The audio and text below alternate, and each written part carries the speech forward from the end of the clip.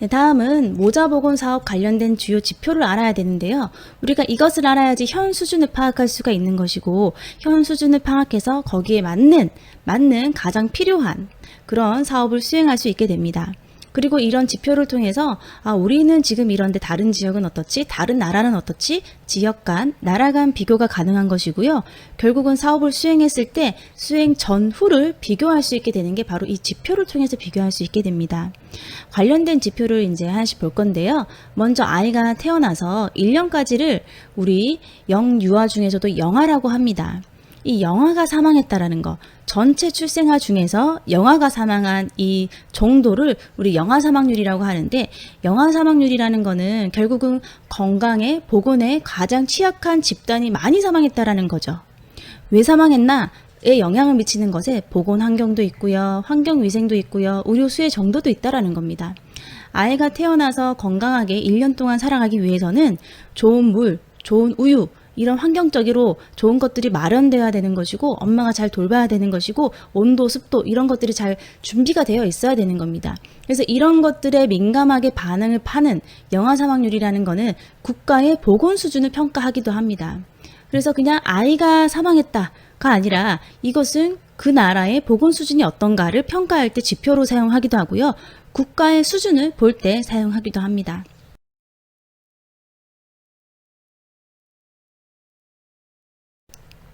그래서 1년까지의 아이들이 사망한 정도는 굉장히 중요하게 여겨질 수가 있는데, 그 중에서도 더 건강에 취약한 집단을 우리 신생아, 영아 후기로 구분해 볼 수가 있습니다. 우리 신생아는 태어나서 28일 이내의 아이들을 신생아라고 하죠. 영아 후기는 이 영아에서 신생아를 뺀 아이들이 해당하게 됩니다. 영아 후기 쪽에 있다, 후기 신생아다라고 하게 되는데요. 이 신생아가 사망한 이유, 태어나서 무슨 이유가 있었기 때문에 28일 이내에 사망하는 거지 봤을 때 태아에 문제가 있었거나 혹은 선천적인 문제가 있었다는 거죠. 복중에 문제가 있었거나 선천적인 문제가 있었거나 이럴 확률이 높아서 태어난 지 1개월이 안 됐을 때 사망하게 되더라 라고 보고, 영아 후기 같은 경우에는 건강하게 태어났는데 여러 가지 환경적으로 의료 수혜 정도 위주로 이런 것들에 따라서 영향을 받아서, 그러니까 후천적인 영향을 받아서 영아 후기 사망을 하더라라고 봤을 때, 우리 선진국의 경우에는 영아 사망률 전체를 봤을 때 신생아 쪽에서 많이 사망하겠습니까? 영아 후기 쪽에서 많이 사망하겠습니까? 신생아 쪽에서 많이 사망하겠죠.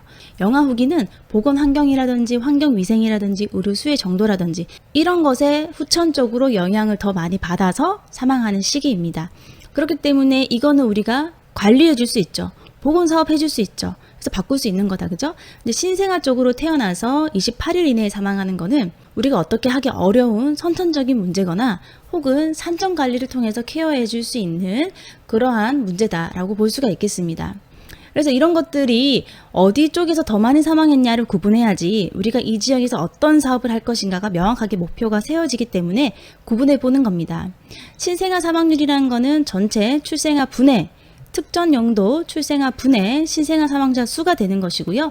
영아 사망자 수는 총 출생아 수 분의 같은 해 영아 사망자 수가 이제 영아 사망률을 나타내게 됩니다. 우리가 이런 거를 계산하는 것보다 이것이 가지는 의미를 조금 더 중요하게 여러분들 보셔야 됩니다. 영아 사망률을. 그 다음에 영아 후기 사망률. 영아 후기 사망률 같은 경우에는 특정 연도 출생아 수 분의 영아 후기에 해당하는 아이들의 사망자 수가 영아 후기 사망률 되겠습니다. 그 다음에 주상기 사망률 보겠습니다. 지금까지 신생아 영아 후기 사망률 같은 경우에는 건강하게 태어난 아이를 대상으로 본 수치입니다. 여기에서는 태아의 건강이라든지 아기가 건강하게 태어났는지 출산력을 보는 수치는 반영이 되지 않았어요. 그렇기 때문에 주상기 사망률이라는 것은 태아와 신생아 사망의 주 원인이 될 수 있는 염색체 이상이라든지 선천성 이상 이런 것들을 통해서 우리가 알아볼 수 있는 산모 건강 상태, 태아 건강 상태까지를 반영하여서 만든 지표가 주상기 사망률입니다. 그래서 마찬가지로 분모에는 특정 연도의 출생아 수가 되는 것이고요. 그 위에는 사산아 수, 28주 이의 사산아 수, 그리고 생후 일주일 이내의 사망자 수까지 더해져서 분자가 되게 됩니다. 이거의 의미 중요하죠. 산모와 태아의 건강 상태를 파악하기 위해서 알아보는 모자보건 지표다라고 볼 수가 있습니다. 자, 사산율이라는 것은 이제 분모가 달라지게 되는데요. 건강하게 태어난 아이뿐만 아니라 사산되어서 태어난 아이 다 출산아라고 합니다. 그 합친 개념을 출산아라고 하거든요. 그 특정 연도의 출산아 수 분의 이제 28주 이후의 사산아 수가 이제 분자로 되면서 사산율 계산될 수가 있겠습니다. 자, 다음은 모성 사망비 보겠습니다. 지금까지는 률이었어요. 레이트는 A 플러스 B분의 A로 분모의 분자의 개념을 포함하고 있죠. 근데 이 레이시오, B라는 거는 분모와 분자가 다른 거죠. 분모에는 이제까지처럼 특정 연도의 출생아 수예요. 특정 연도의 출생아 수 분에 지금은 모성이 얼마나 사망했나를 보는 거죠. 근데 원래 이 모성이 가임기 여성을 포함하고 있잖아요. 근데 그 가임기 여성이 사망하는 전체까지 지표를 알기는 구하기 어렵더라라는 거죠. 그래서 여기에서는 임신분만 산욕으로 인해서 사망한 수만 포함하고 있습니다. 그래서 분자에 이게 중요하겠죠. 임신분만 산욕으로 인해서 모성이 얼마나 사망했나 비교해보는 수치가 모성 사망비예요. 그래서 원인이 이것이 아니면 모성 사망자 수에 들어가지 않아요. 임신을 했어요. 코로나19에 걸려서 죽었어요. 이거는 모성 사망자 수에 들어가지 않습니다. 임신을 했어요. 임신 합병증이 생겼어요. 그래서 사망했어요. 그러면 들어가겠죠. 꼭 임신과 분만과 산욕이 원인이 되어서 사망해야지 여기 모성 사망비의 분자에 올 수 있게 됩니다. 자, 그러면 이 의미는 무엇인가?